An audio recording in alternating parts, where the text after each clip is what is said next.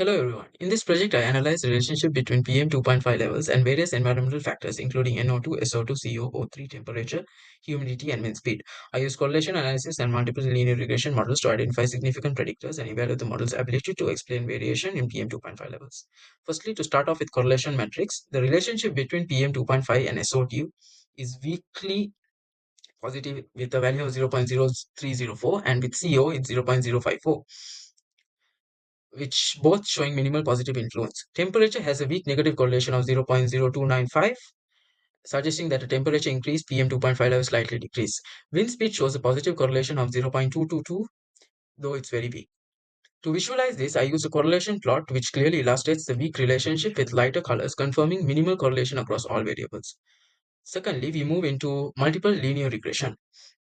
Here's the output of to find used to find a better understanding the relationship between PM 2.5 levels. The intercept is approximately 79.74, which means that when all predictors are 0, PM 2.5 is around 79.74.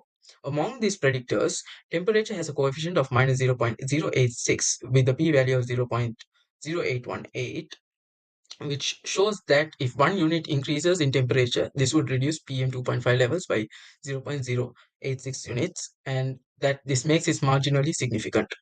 Wind speed has a positive coefficient of 0.0162, suggesting a slight positive relationship, but its p-value is 0.1975, indicating it's not statistically significant.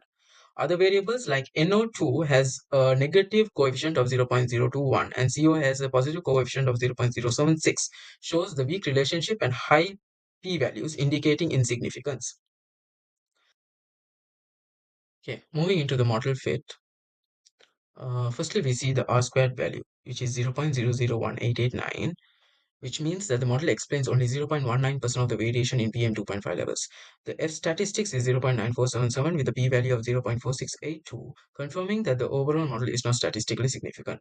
The residual standard error is 42.17, indicating large deviation between the predicted and observed values. Then we move into I also did a diagnostic plot for the assumptions, which is to hypothesis testing. This is to ensure the reliability of the regression model.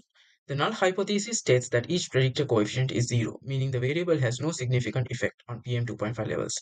Based on the p-values which we saw before, temperature has a p-value of 0.818, showing a weak negative relationship with marginal significance. Wind speed had a p-value of 0.1975, indicating a positive coefficient but not statistically significant.